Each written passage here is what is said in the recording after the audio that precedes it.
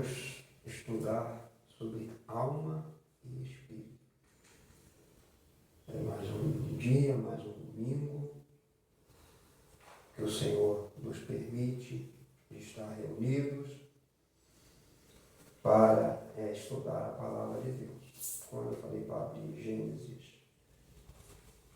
8 e 9, eu vou ler aqui o que diz o estudo. As palavras alma e espírito nas Escrituras provêm das palavras hebraicas e gregas, línguas em que a palavra de Deus foi escrita. Vejamos, no Antigo Testamento, vem do hebraico,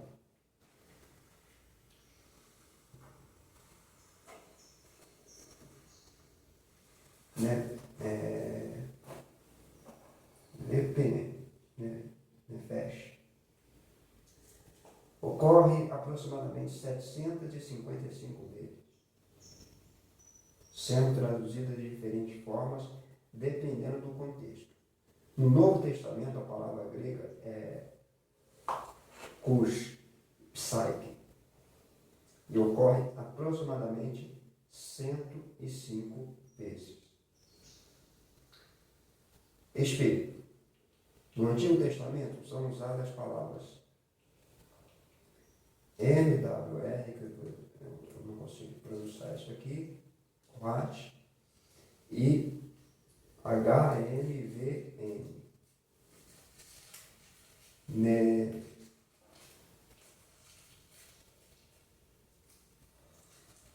Nechamar.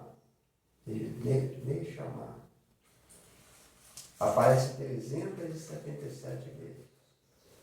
No Novo Testamento, a palavra grega para espírito é pneuma.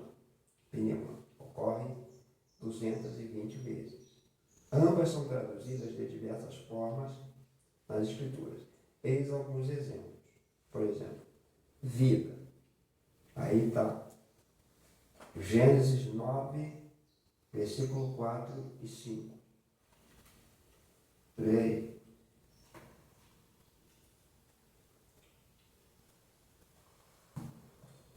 A carne, porém, com a sua vida, isto é, com o seu sangue, não comereis. E certamente requerei o vosso sangue.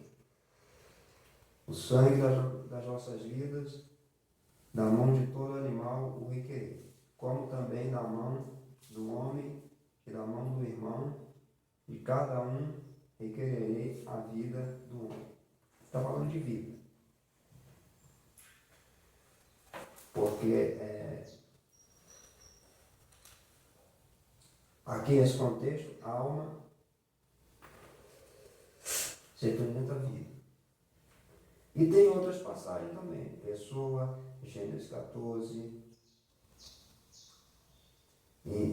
cadáver, Números 9, apetite, coração, ser vivente, lá em Apocalipse 16, 3, pronomes pessoais, em Salmos 3, 2, Mateus 26. A palavra alma aparece na Bíblia aproximadamente 1.600 vezes. E em nenhum caso refere-se a uma entidade fora do corpo, ou seja, imortal. Preste atenção, porque alma é uma coisa e espírito é outra. Espírito, vento, aí sim, Gênesis 8, lê aí, 1. Amém. 8, 1. Rápido.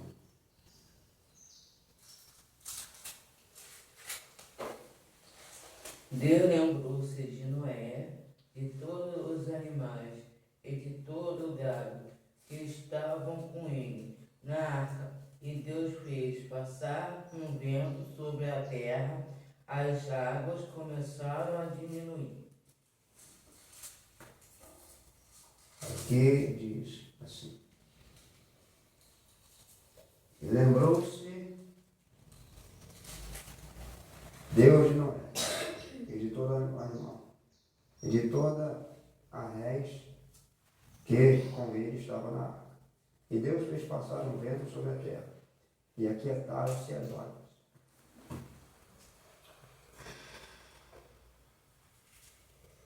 Espírito no sentido de alento, atitude, um estado de espírito, como Juízes 15, 19, Romanos 8, 15, sopro, o hálito de Deus, 2 Tessalonicenses 2, 8, consciência individual, 2 Coríntios 2, 11.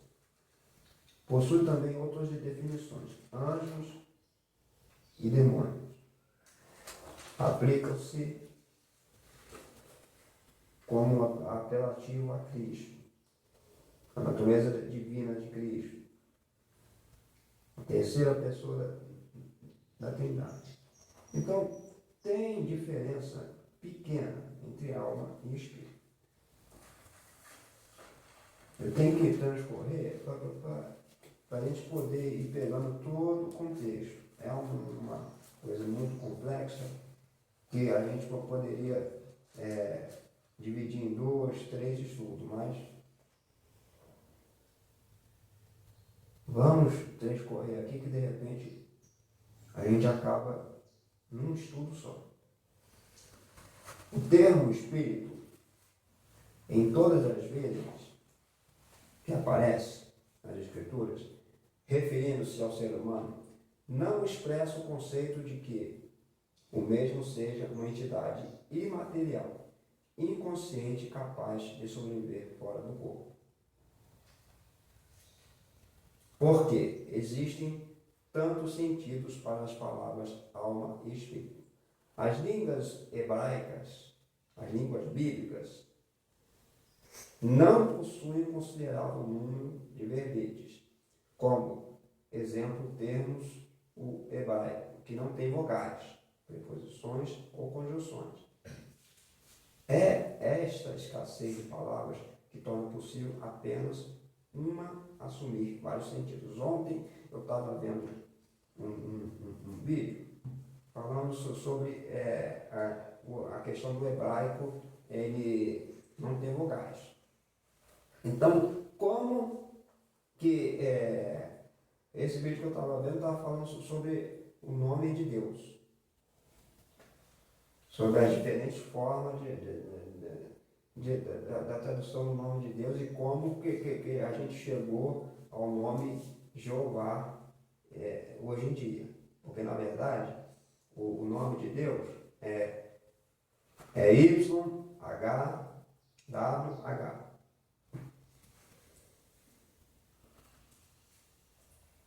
Esse é o nome de Deus. Então, não dá para você pronunciar isso literalmente. Você vai dizer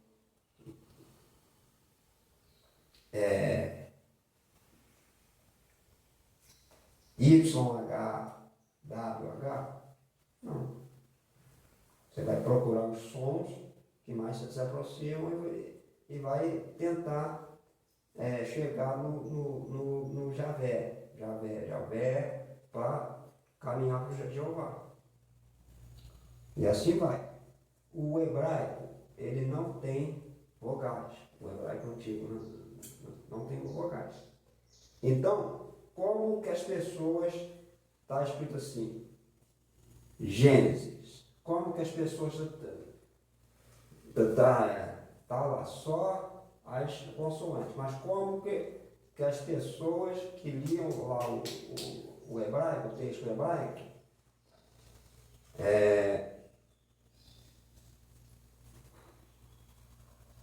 sabiam que estava escrito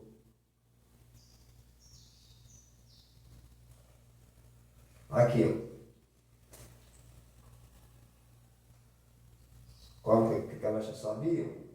Porque simplesmente elas conheciam o som. Entendeu? Elas conheciam o som.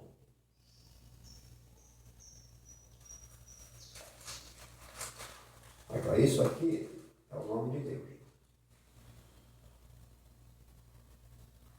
Y, H, W, H. Tem como pronunciar isso aqui? Não, não tem. O Deus de Israel, o Deus que a gente conhece. O Deus que a gente serve, o Deus que a gente adora. Esse é o nome dele. Então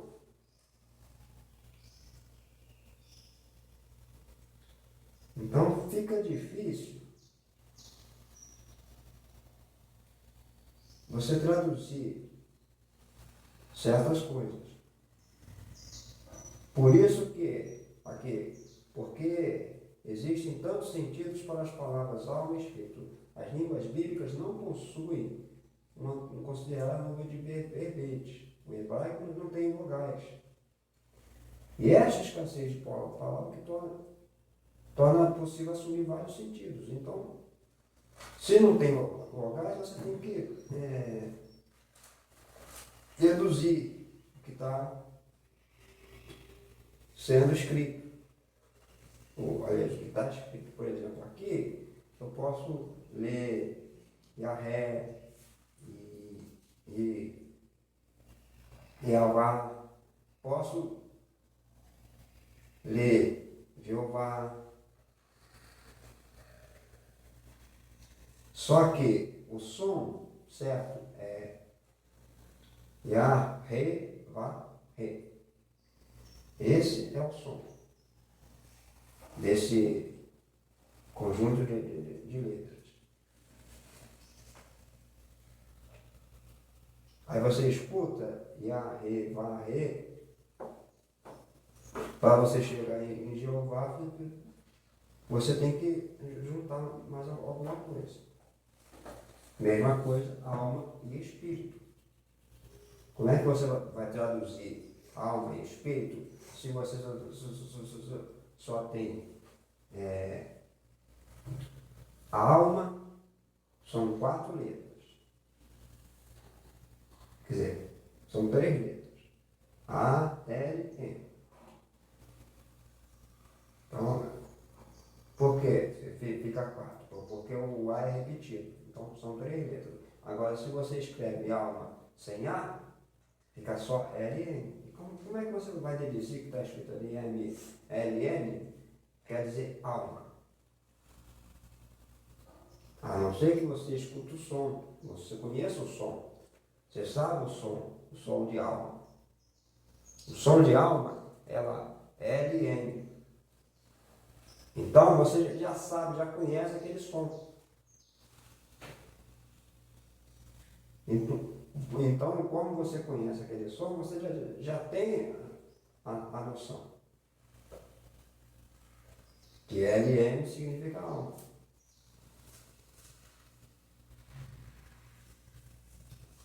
Então, vamos continuar. Como comparação, vejamos a língua portuguesa.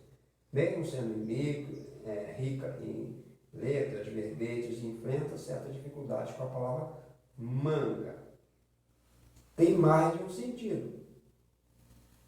Aí é que está. Manga, de um casaco, a fruta, né? Se a nossa língua, com seus muitos verbetes, tem palavras com vários sentidos, imagina o alfabeto hebraico. Então, se manga, não sei, quando você escuta manga, você sabe que manga pode ser isso aqui, manga pode ser a fruta, manga é nome de um jogador de futebol. Está entendendo? De um ex-goleiro. Então, tem vários sentidos. Não tem só um sentido. Apesar das diversas traduções, é importantíssimo sabermos que o conceito básico de espírito e alma encontramos no texto de Gênesis 2:7, onde nos é mencionado o processo utilizado por Deus na criação do homem. E aí a gente volta lá, Gênesis 2:7. Por quê?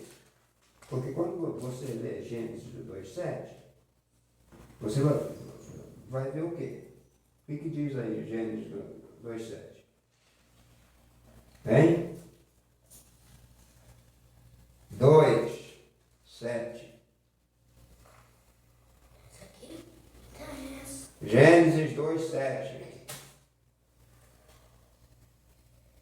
E formou o Senhor Deus o homem do pó da terra e soprou em seus narizes o fôlego da vida, e o homem foi feito alma vivente.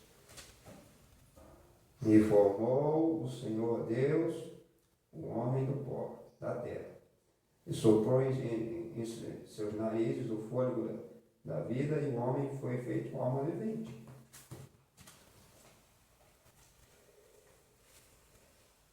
Deus formou o homem de dois elementos: pó da terra e fôlego de vida, de acordo com o original. Este texto seria da seguinte forma, então formou o Senhor Deus o homem do pó da terra e lhe soprou nas narinas o espírito de vida, fôlego de vida, e o homem passou a ser uma pessoa vivente. Significa que, no conceito bíblico, o espírito é o quê? É o fôlego de vida proveniente de Deus. A alma é a união do corpo com o fôlego de vida, ou seja, a pessoa como todo. Isto é apoiado pelo texto de Deuteronômio 10:22. Por quê? Aí não necessariamente precisa ir lá em Deuteronômio e ler. Mas é o seguinte.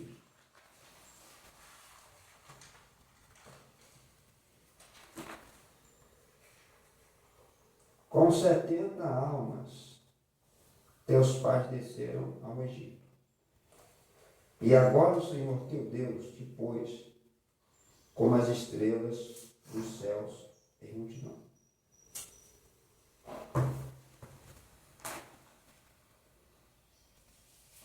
Exemplifiquemos isso.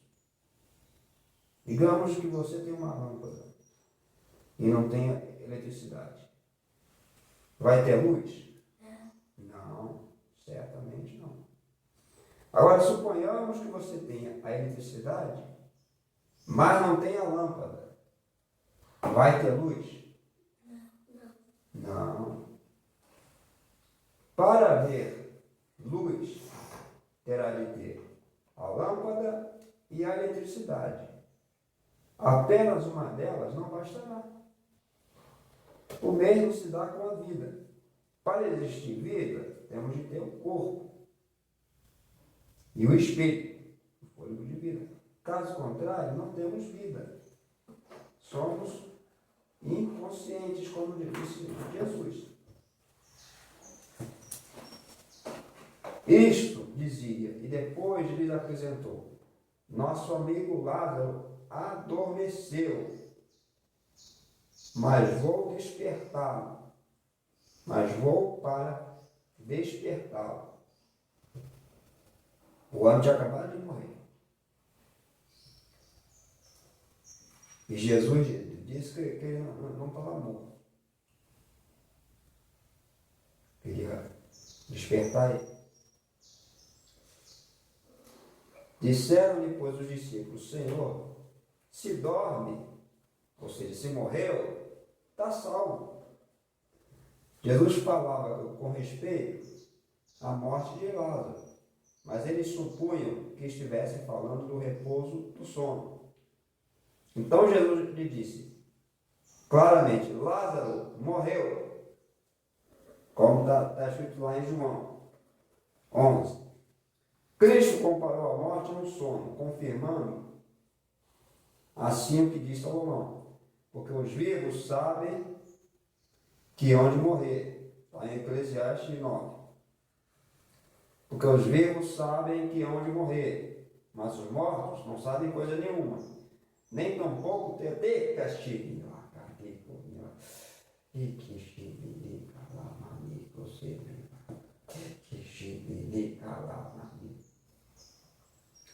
A sabedoria de Salomão é tão grande. Deus deu um conhecimento e entendimento a Salomão tão grande que, por isso, que é perigoso o conhecimento. Por quê? A gente tem que tomar cuidado. Conhecer demais pode fazer a gente se perder dos caminhos de Deus. É necessário a gente conhecer as coisas? Sim. É necessário a gente estudar, se aprofundar? Sim. Mas com cuidado, com limite. Salomão diz aqui, porque os vivos sabem que hão de morrer, mas os mortos não sabem coisa nenhuma, nem tampouco terão eles recompensa, porque a sua memória jaz no esquecimento. Amor, ódio, inveja para eles já pereceram para sempre.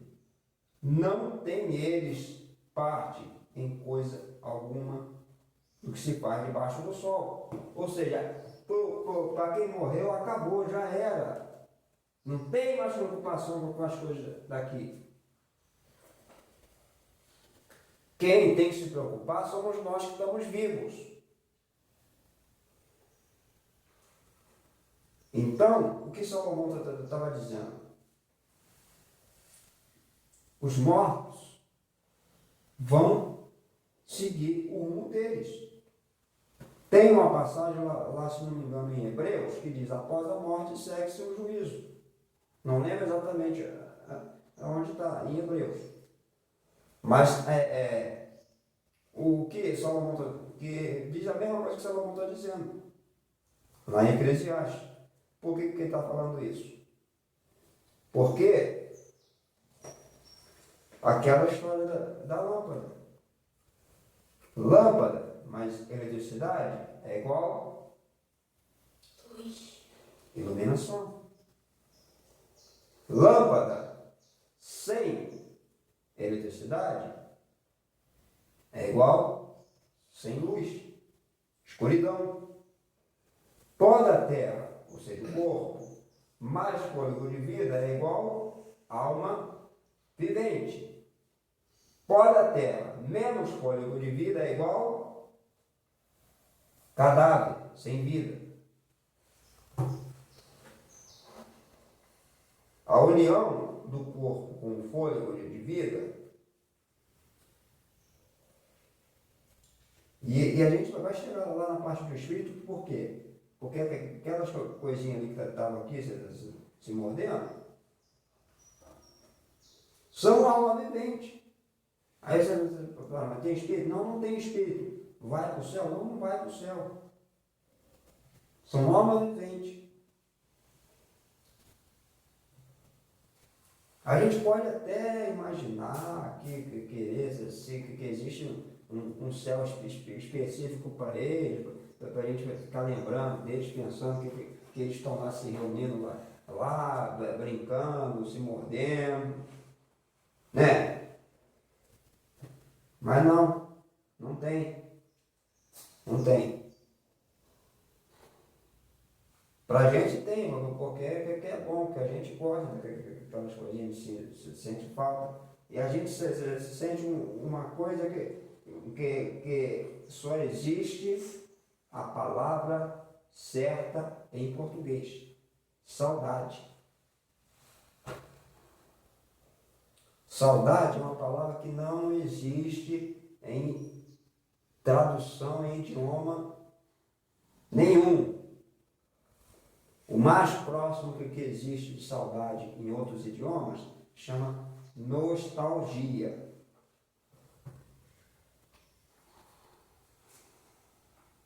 Então, quando você escuta aí, você vê um filme aí, dublado aí, que eles falam saudade, na verdade, se você for puxar o que o ator está falando lá, a atriz está falando lá, é uma outra palavra que significa uma outra coisa, mas uma coisa parecida com saudade, algo mais próximo da nostalgia. Então, saudade é uma palavra que só existe em português, na língua portuguesa.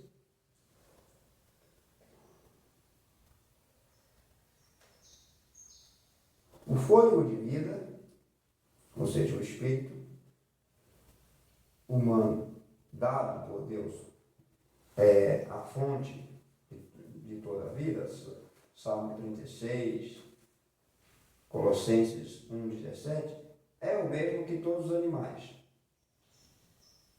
E aí sim a gente volta para Gênesis 7:22. Aí a gente tem que ver. Por quê? Para a gente entender exatamente aquilo que eu estou falando.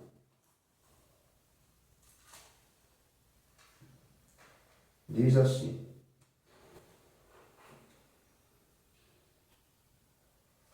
leia aí.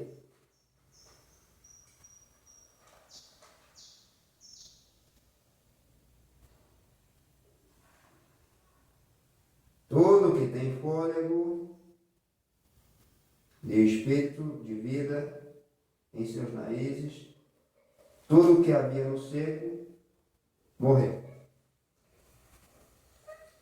Eclesiastes 3:19.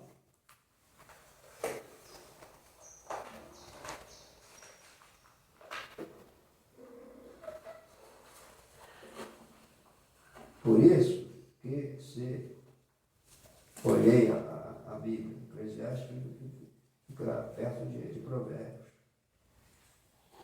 Ou antes, se não me engano, ou depois. Não, é antes de Cantares. Porque é importante a gente conhecer a Bíblia. Estudar, folhear. Não é só pegar livrinho, gibizinho para ficar folheando, lendo.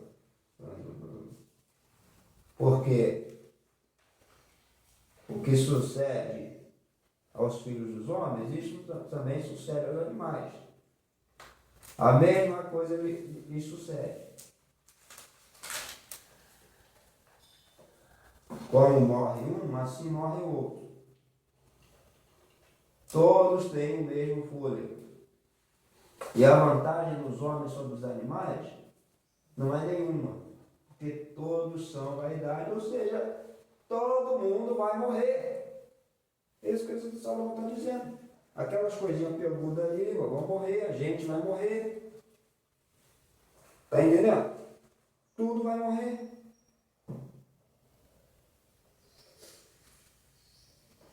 Mas existe uma diferença do fôlego de vida e do espírito. O fôlego de vida é a alma vivente. É a alma que Deus coloca. Deus sopra. Agora o espírito é diferente. E a gente vai ver. Quando morre o corpo, o fôlego de vida não mais existe. Torna para Deus. Eclesiastes 12:7. Reempregado, talvez, no ar, sendo que este espírito, sopro ou fôlego de vida, não é algo pensante na morte. O ser humano deixa de existir como um todo. De acordo com as Escrituras, o único que possui imortalidade é Deus, o qual, em suas épocas determinadas, há de ser revelada pelo bendito e único soberano, o Rei dos reis e Senhor dos senhores, o único que possui imortalidade, que habita em luz inacessível, a quem homem algum jamais viu, nem é capaz de ver. A ele honra e poder eterno. Amém. 1 Timóteo 6, 15 e 16. É o apóstolo Paulo falando, escrevendo para Timóteo sobre Deus. Isso se dá para você ver a intimidade que esse homem tinha com Deus. Isso se dá porque, para o homem fosse eterno, teria de obedecer a Deus, ter livre acesso à árvore da vida que perpetua a existência. Como o homem pecou e Deus o expulsou, aí cachê lá, cara. Agora eu entendi o mistério da árvore da vida. O mistério da árvore da vida é isso. Deus não queria que o homem pecasse. Teria vida longa. Talvez até imortal. Como os anjos. Os anjos não morrem. Sabia disso? E vivem séculos e séculos e séculos e séculos e séculos. Estão aí. Agora, por exemplo, estão aqui. A gente não está vendo, mas eles estão aqui. Anjos, demônios, está tudo aqui. Por isso essas coisinhas estão nessa agitação doida aí. Sabe por quê? Porque o anjo está mordendo ali a cauda deles, né? Aí eles estão nervosos, que nem a formiga fica mordendo a gente.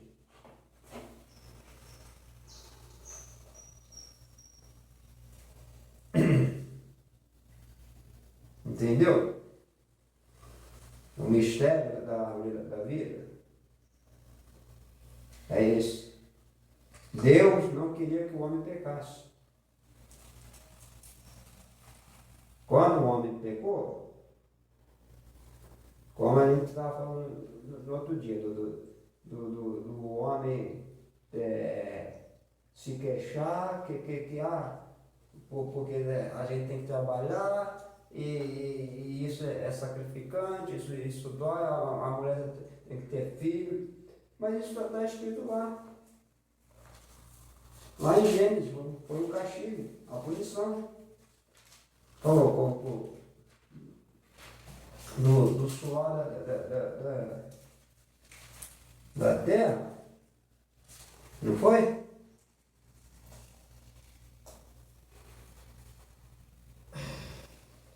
Deixa eu ver se eu acho aqui.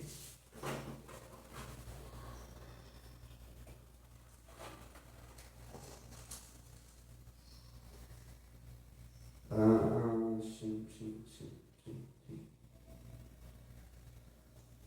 Então disse o Senhor,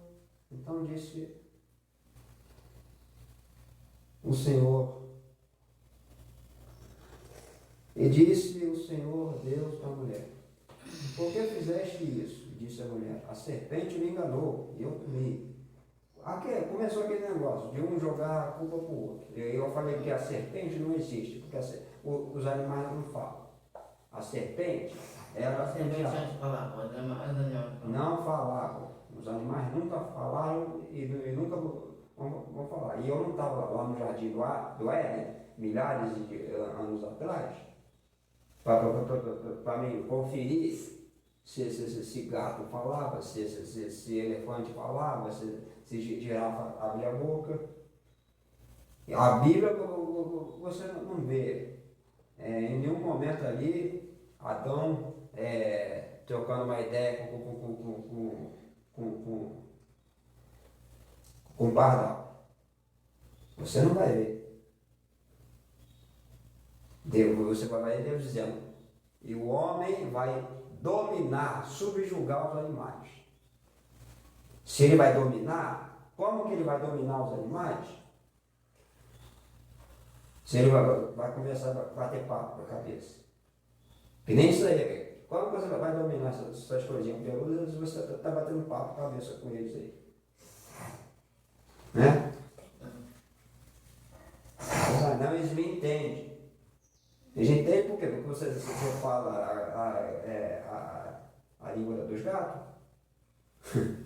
A não ser que você seja aquela pessoa do filme, né? Que é o nome daquele que fala com os bichos, eu esqueci. Doliro, doutor Doliro. E aí diz, então o Senhor disse à serpente, porquanto fizeste isso, maldita serás, mais do que todas as bestas, e mais do que todos os animais do campo. Sobre o teu ventre andarás, e pó comerás todos os dias da tua vida. Porém, inimizade entre ti e a mulher, e entre a tua semente e a semente. Ah, pois é, tem essa parte aqui também, que Deus amaldiçoa a serpente.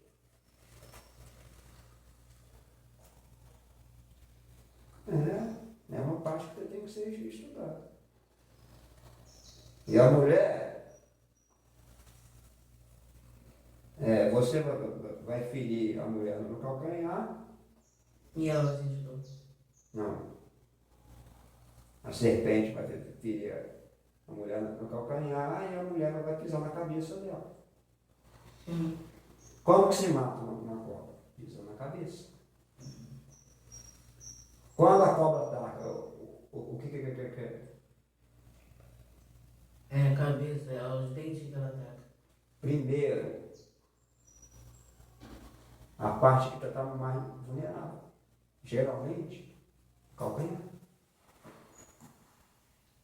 Multiplicarei grandemente a tua dor para que você tenha filhos com muita dor. Ou seja, a mulher não ia ter esse sofrimento todo para ter filho. E Adão,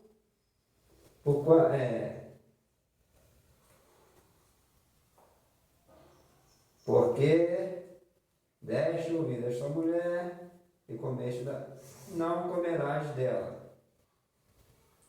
Maldita é a terra por causa de ti. Com dor comerás todos os dias da tua vida. Espinhos e cardos também te produzirá, e comerás a erva do campo. O suor do teu rosto comerás o teu pão, até que te tornes terras, porque dela foste tomado. Porquanto és pó, e em pó te tornarás. Gênesis 3, do versículo 14 e em diante. E a parte que fala aqui, ó, do Adão, do suor do teu rosto, é 19. E da mulher, 16. E a serpente antes. Está entendendo? Tudo isso é uma coisa só. Isso se dá para que o homem fosse eterno. Isso se dá porque para o homem fosse eterno, teria que obedecer a Deus. Como o homem pecou e comeu e assim se tornou mortal. A gente morre por causa do pecado. Se já fôssemos mortais, não haveria necessidade de Adão ter comido da árvore da vida. E nós já comemos no céu, como Gênesis 2, 16 e 17. E Apocalipse 22. Como seríamos imortais, sendo que Deus privou o homem de comer a árvore da vida? Gênesis 3, 22. Então o Senhor Deus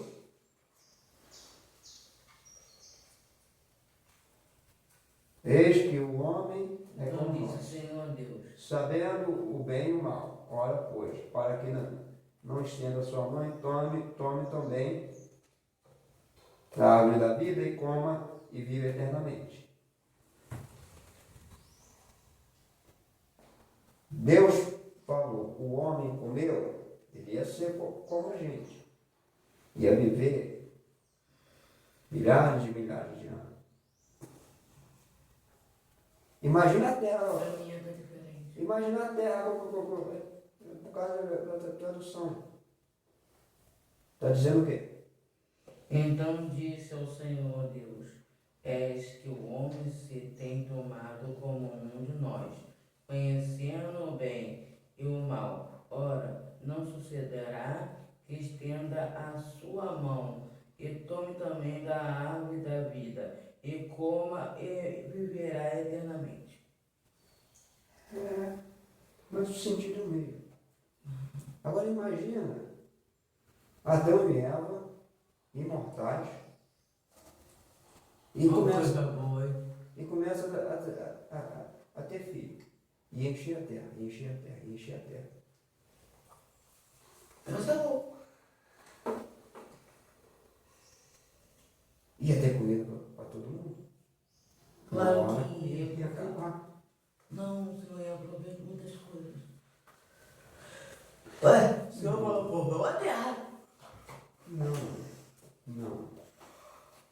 Deus é perfeito. Até nisso, ele calculou certinho. Por quê? A natureza, olha o exemplo da natureza. Porque quando você vê uma multiplicação de alguns 40 minutos, a multiplicação de alguns animais num lugar onde eles não tem predador. Por exemplo, o lugar que a gente mora. Imagina se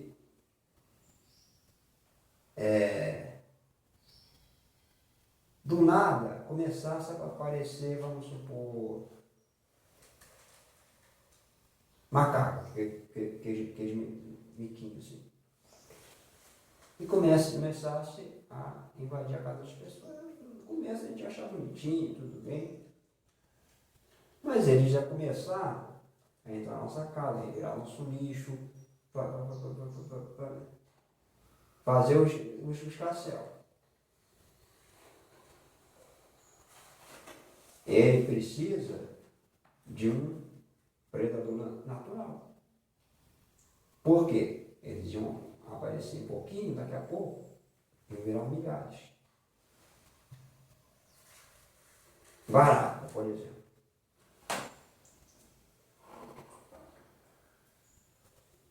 A gente está na casa, aí daqui a pouco começa a aparecer uma barata aqui, tudo bem. Uma, duas, tá, tudo bem, está normal. Só que aquela uma, duas, vão botar ovo, vão se reproduzir. E vão começar a virar milhares. Daqui a pouco está infestado de barata. Tem que ter um controle? Tem. É necessário que tenha aquelas coisas? É necessário. Sim. Até as baratas têm utilidade. E a barata, você sabia que a barata resiste a uma explosão de bomba atômica? Hein? Você sabia disso?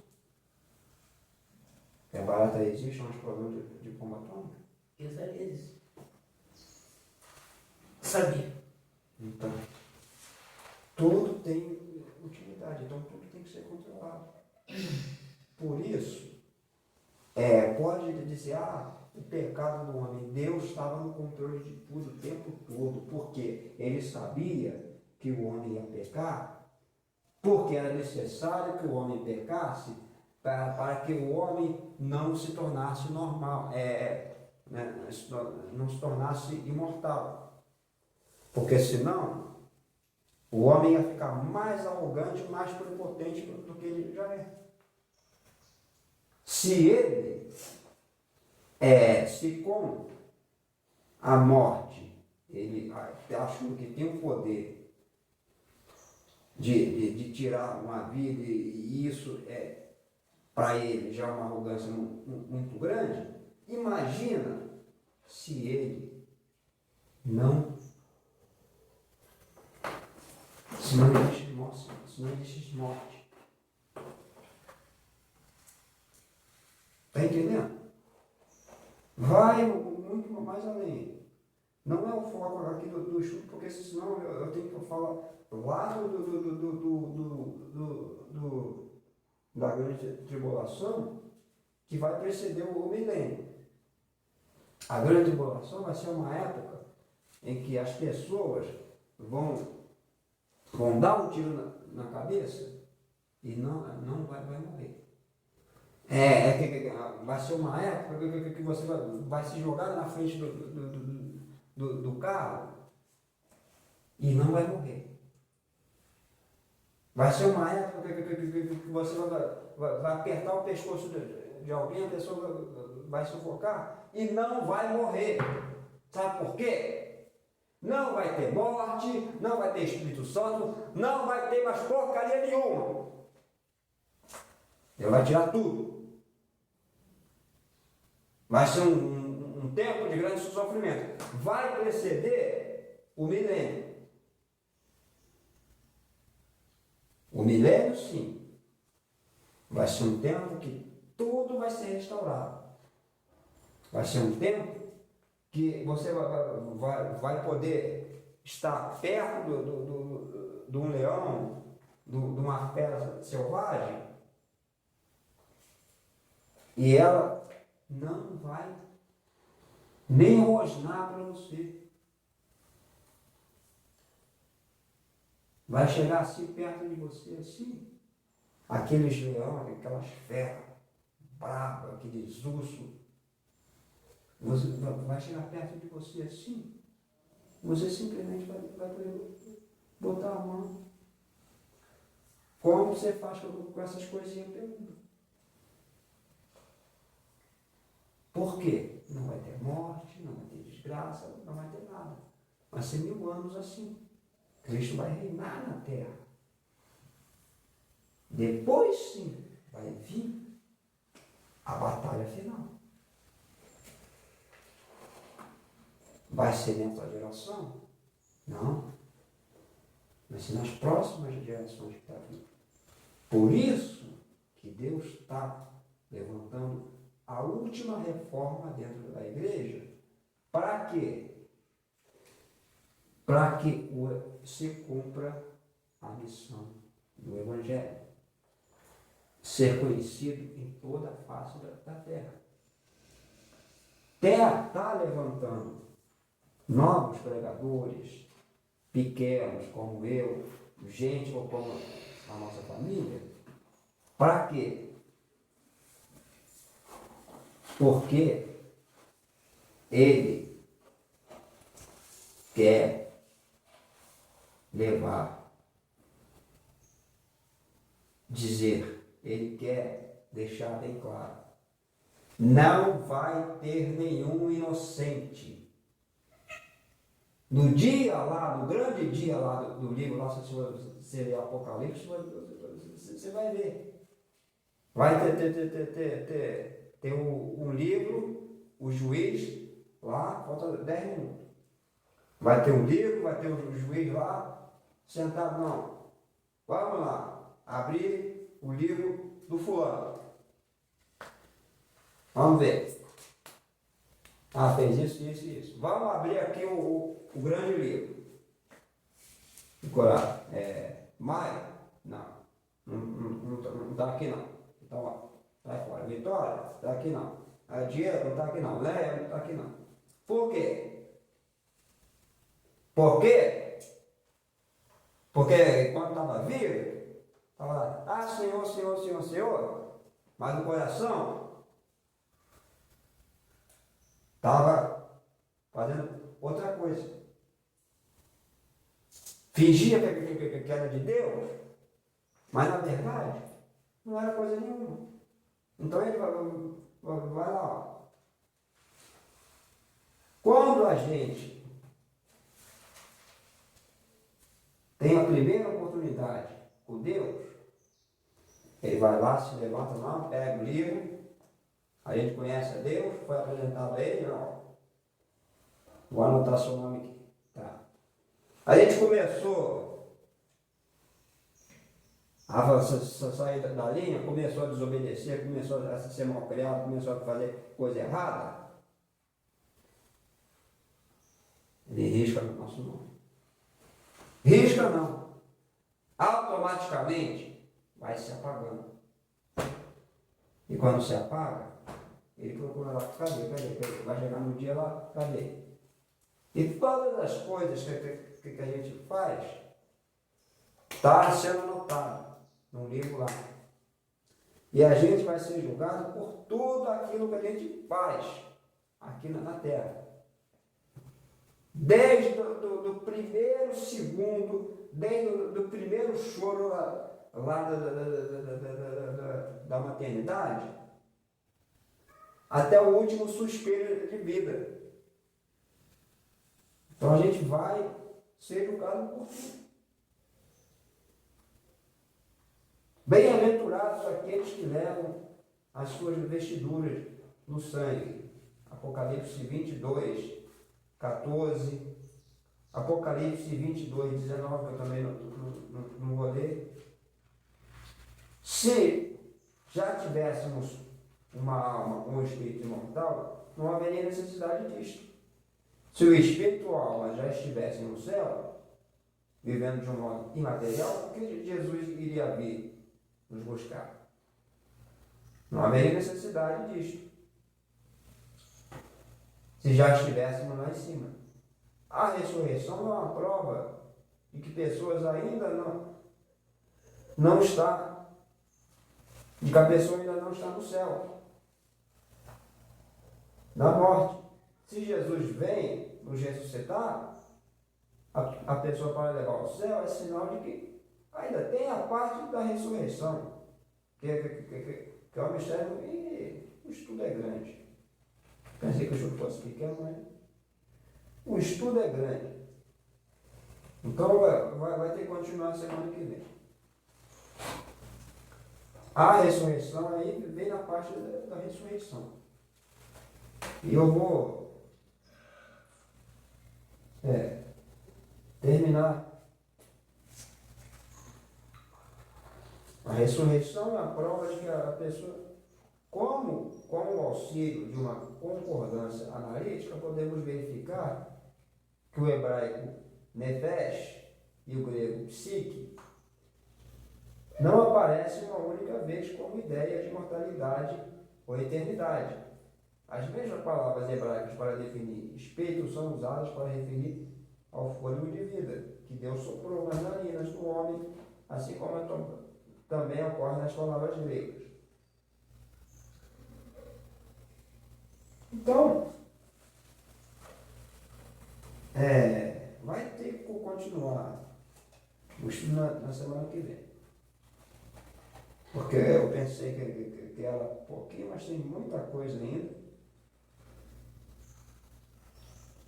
Tem muita coisa ainda. E aí, na semana que vem, a gente vai falar no estado do homem e da morte. Então, a parte da ressurreição é o seguinte. Falta 5 minutos. Vai também quem morreu vai ser ressuscitado. Nesse grande dia, todos vão ser ressuscitados.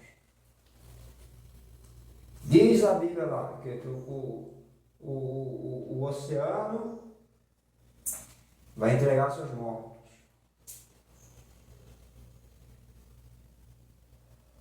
Está entendendo?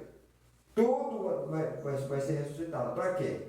Para todos ficarem lá diante do grande juiz, que é Jesus, e serem julgados segundo o que está escrito no livro de cada um. Olhar quem está escrito no grande livro, que é o livro da vida, e olhar o livro, que é a história de cada um. Então, hoje a gente começou na primeira parte da alma e espírito. E até eu vou colocar isso no título do vídeo. Alma e espírito, parte 1. E na semana que vem é parte 2. Aí eu não sei se vai ter parte 3, parte 4. Vai depender do desenrolar do espírito, do estudo, porque 1 hora é muito pouco. Mas é o que a gente tem para oferecer. Não adianta fazer 2, 3 horas, 4 horas. Não tem necessidade. Não é muito falar, nem muito fazer. O que importa não é a quantidade, é a qualidade. Então, vamos ficar de pé, porque hoje a gente aprendeu muita coisa, né? Vamos chegar ainda na parte da diferença dessas coisinhas peludas aí pra gente, porque eles não têm espírito, a gente tem espírito.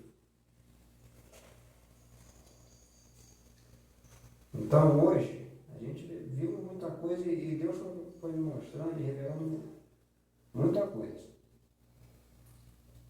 Vamos voltar ainda aqui nessa parte de Apocalipse, que 22, e é bom dar uma olhada aí durante a semana, porque tem semana toda para dar uma olhada nisso. E que eu espero que quem for assistir isso, aprenda também junto com a gente, e que o Espírito Santo possa, da mesma forma que ensinou a gente nessa manhã de domingo, possa ensinar outras pessoas também. Senhor Deus bendito, Deus poderoso, muito obrigado por esse estudo maravilhoso, muito obrigado. Sei, Pai, que ficou faltando muita coisa. Sei, Deus, que o Senhor me guiou para que eu não perdesse o foco, Pai. E obrigado, Senhor, porque diferentemente do outro estudo, Senhor, que teve foguetório, que teve isso, que teve aquilo, desse, Senhor, não teve interrupção nenhuma. Então, Deus, muito obrigado.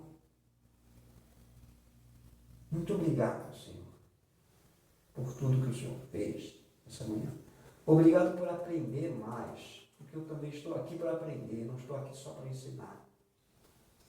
O mais importante não é eu passar adiante a mensagem para essa mulher e para esses 2 jovens. Sim, Pai, o mais importante é eu aprender, Deus, porque cada dia eu aprendo mais. Obrigado, Senhor.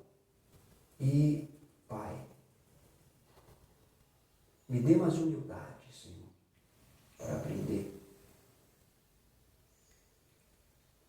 Retorna, Senhor, aquele coração ávido por aprender. O Senhor continua sendo meu professor, Pai. Se for a tua vontade, o Senhor coloque pessoas no meu caminho para me instruir mais ainda, para me ajudar. Se não for, Deus, amém. Assim como na vida dessa mulher, na vida desses 2, e que a nossa família, Pai, seja exemplo, Deus, para outras famílias. Não apenas que as pessoas olhem para nós e vejam por fora, mas que as pessoas olhem para nós e vejam, e aquilo que as pessoas vejam, nós estejamos no dia a dia. Porque é isso que o adversário não quer. Que nós sejamos uma família unida, feliz. Então, Deus, obrigado, Senhor, porque a cada dia o Senhor vai me ensinando mais e mais. E eu sei que na hora certa, no momento certo, as bênçãos vão pairar sobre essa família. Que essa mensagem, Pai, quando chegar nas pessoas que tem que chegar, e eu sei que vai chegar, pode demorar um tempo, não sei quanto tempo, não sei se vai demorar 3, 4, 5 anos, mas vai chegar. Que ela chegue, Deus, e impacta a pessoa. E como eu falei naquele estudo, o servo de Deus de verdade, quando for confrontado, vai ceder à vontade do Espírito e vai obedecer ao Senhor. Deus, muito obrigado por esse dia, muito obrigado por esse estudo, obrigado